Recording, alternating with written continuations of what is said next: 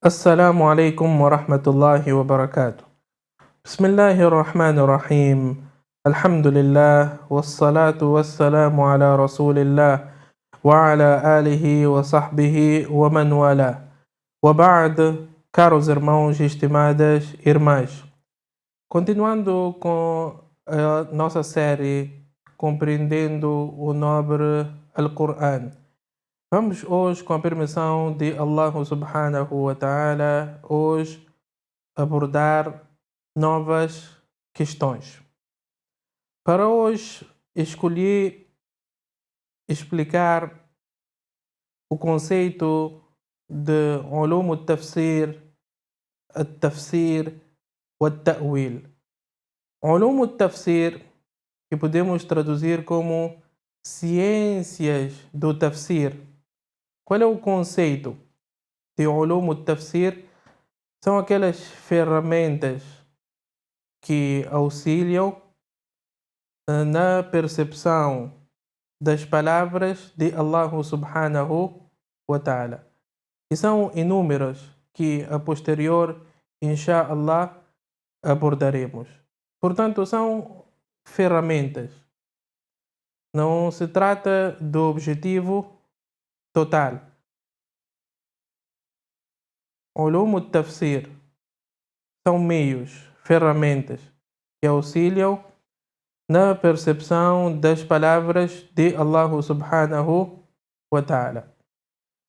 Quanto ao tafsir, é a própria interpretação, a própria explicação, é o objetivo final. E depois temos o termo at-ta'wil, a divergência entre os sábios.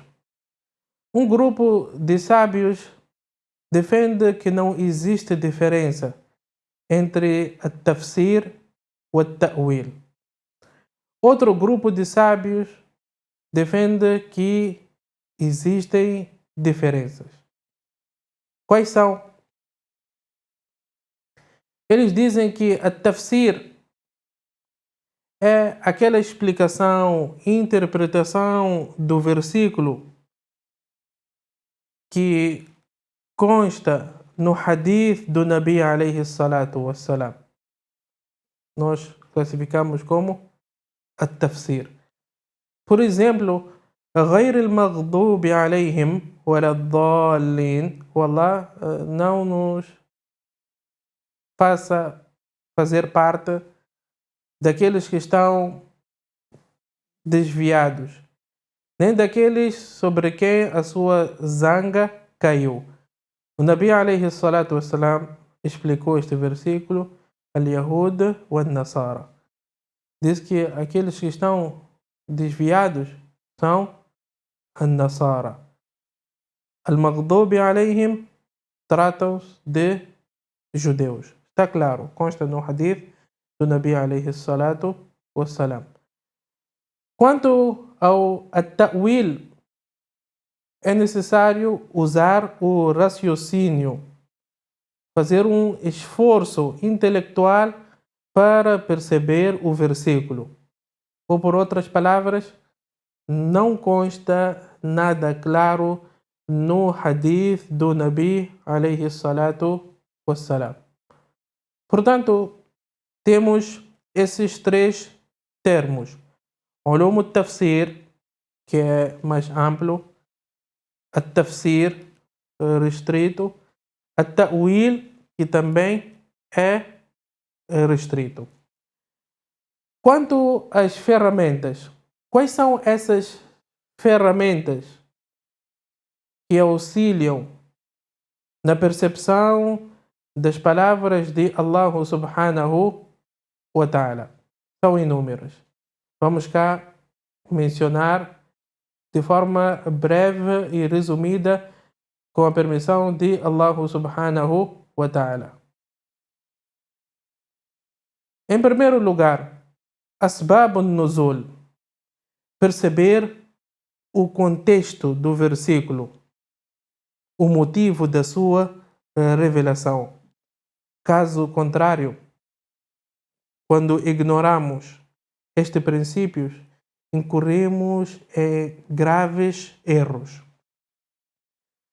Exemplo, Allah subhanahu wa ta'ala diz para o Nabi alayhi salatu wassalam. Aliás, hoje o Ocidente usa esses versículos para acusar os muçulmanos de extremismo, terrorismo. وَقَاتِلُوا الَّذِينَ يُقَاتِلُونَكُمْ وَلَا تَعْتَدُوا, onde Allah subhanahu wa ta'ala ordena ao profeta sallallahu alaihi wasallam a combater. Eles dizem que, olha, extremismo, terrorismo. Mas nós perguntamos, por que este versículo foi revelado? Em que contexto? Aqui Allah subhanahu wa ta'ala ordena ao combate quando eles são combatidos. Alladhina yuqatilunakum, aqueles que vos combatem. Portanto, foi num contexto e deve ser percebido o contexto. O segundo exemplo, Allah subhanahu wa ta'ala, quando fala das duas montanhas, Inna Safa wal Marwata min sha'airillah, fazem parte dos símbolos de Allah subhanahu wa ta'ala. As-Safa wal Marwa. فمن حج البيت أو اعتمر فلا جناح عليه أن يطوف بهما. Aquele que for observar o Hajj ou Umrah, não há pecado sobre ele em percorrer entre essas montanhas.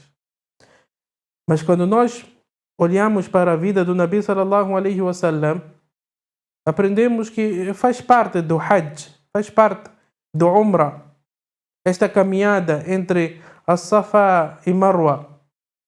Mas neste versículo, Allah subhanahu wa ta'ala diz, فَلَا جُنَاحَ, não há pecado. Nós buscamos o motivo da revelação, que na era pré-islâmica eles classificavam como um pecado. Classificavam como um pecado. Então Allah subhanahu wa ta'ala veio e explicou para os crentes que, olha, não há pecado algum em observar esta caminhada entre as duas montanhas.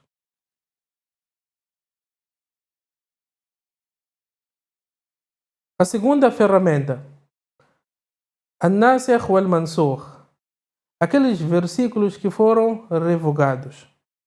Existem versículos do nobre Al-Qur'an que são recitados, mas a sua lei já não é aplicada. Wallahu alimun hakim. E Allah bem sabe o porquê. Por vezes são substituídos por um outro versículo do nobre Al-Qur'an, ou consta a sua substituição no hadith do Nabi alayhi salatu wassalam. Temos como exemplo, كتب عليكم إذا حضر أحدكم الموت إن ترك خيرا الوصية للوالدين والأقربين بالمعروف. Allah subhanahu wa ta'ala primeiramente havia recomendado e ordenado a cada um de nós a dividir a sua herança antes de falecer. Mas este versículo foi abolido com os versículos que Allah subhanahu wa ta'ala mencionou, dividindo pessoalmente a herança. Yusikumullahu fi awladikum. Deu ao pai a sua porção, Allah próprio dividiu. Deu ao filho a porção, deu à filha a porção, deu à mãe a porção. Mas nós até hoje recitamos esses versículos. Kutiba alaykum idha hadara ahadakumul maut. Imagina se a pessoa não conhecer esta ciência, An-Nasikh wal-Mansukh, vai ter problemas. Vai querer aplicar o que Allah subhanahu wa ta'ala já aboliu. Portanto, é uma grande ciência para todo aquele que pretende aprofundar-se. nesta nobre ciência de at-tafsir. Em terceiro, conhecer aquilo que falamos na aula passada, os versículos que são classificados como Makki e os versículos que são classificados como Madani. Por quê? Porque a natureza dos versículos são diferentes. Nabi sallallahu alaihi wasallam, quando estava em Meca, haviam leis. Quando foi para Medina, existiram outras leis. E é importante nós sabermos quando o versículo foi revelado para sabermos contextualizar, aplicar no seu devido lugar. Caso contrário, vamos cometer inúmeros erros. Por exemplo, em Meca, os crentes foram ordenados a apacientar. Quando foram para Medina, Allah subhanahu wa ta'ala instituiu o jihad. Udhina lilladhina yuqataluna bi'annahum zulimu. Então, é necessário conhecer aqueles versículos que desceram em Meca, ou que são classificados como Makki, e aqueles versículos que são classificados como Madani. A quarta ferramenta, Qira'at, aquelas inúmeras formas de recitar o Coran. 10 formas mutawatir que constam do Nabi alaihi salatu wassalam de forma fidedigna.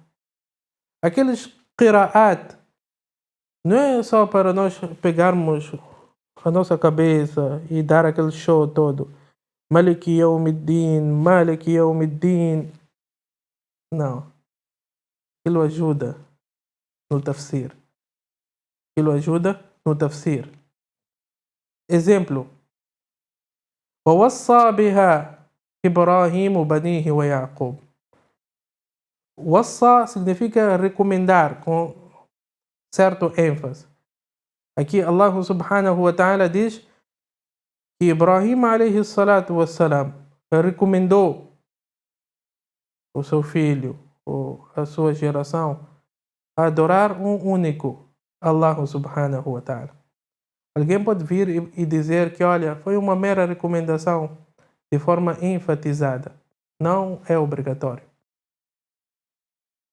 Nós dizemos que não. Tem outro qira. Wa awsa, que é ordem.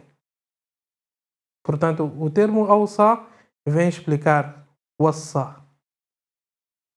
É importante conhecer. E é por isso que Imam al-Qurtubi, rahimahullah, faz parte das especificidades do seu tafsir mencionar qira'at.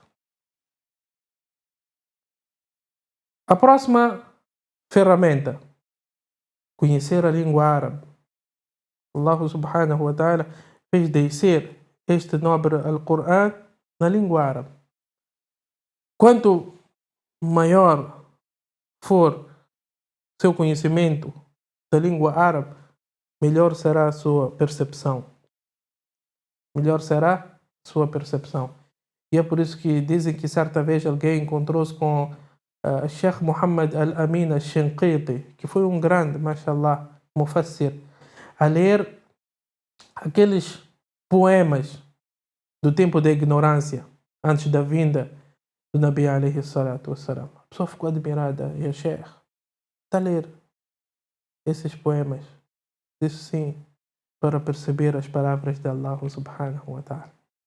Allah fez descer o Coran na língua árabe. E esses são árabes. Percebem?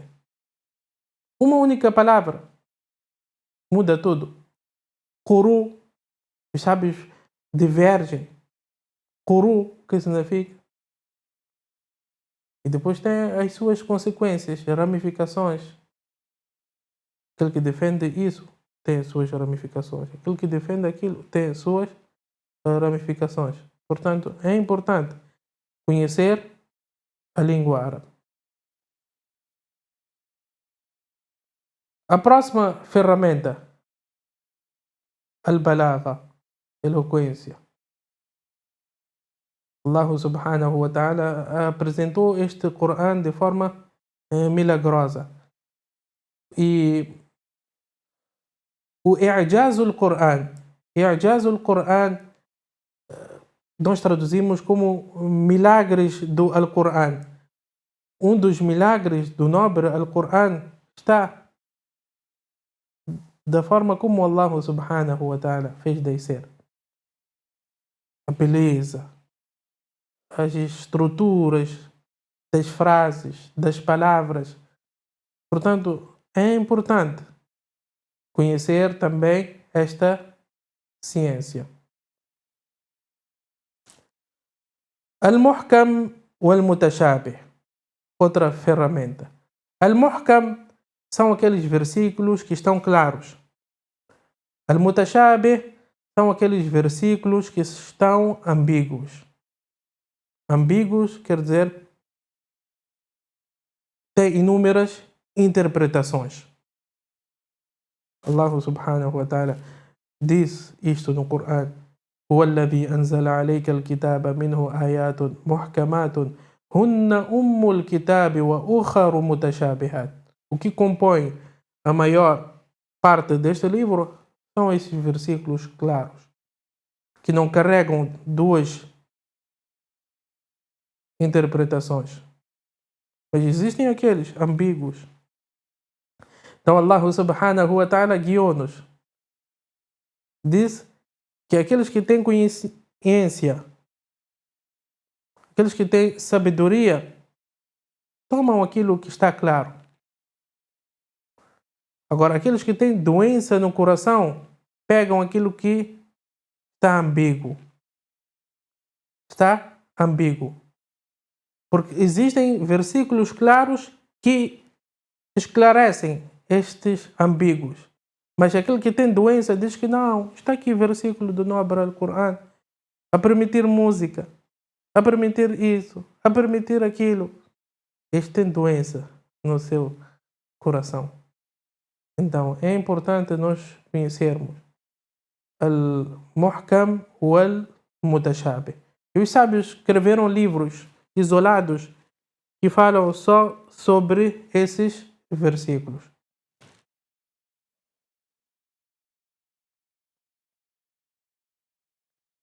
A outra ferramenta, não menos importante, Usul al-Fiqh, a origem, os princípios do Fiqh.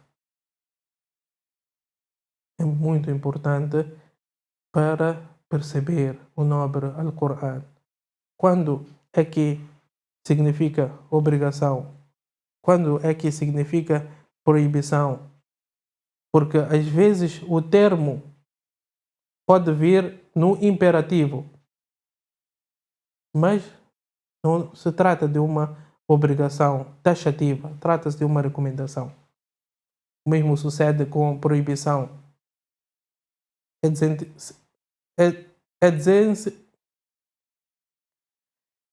É uma forma de desencorajar a pessoa a não praticar, mas não uma proibição taxativa. Portanto, caros irmãos e estimadas irmãs, esta é uma ciência muito doce, mas requer muita dedicação. E nós, com a permissão de Allah subhanahu wa ta'ala, estamos cá juntos para aprendermos. Até a nossa morte. Vamos tirar sempre parte do nosso tempo, aprender, anotar, transmitir. É assim que o conhecimento fica enraizado no nosso coração. Allah conceda a todos nós o bem-estar e compreensão. وصلى الله وسلم وبارك على نبينا محمد وعلى آله وصحبه أجمعين.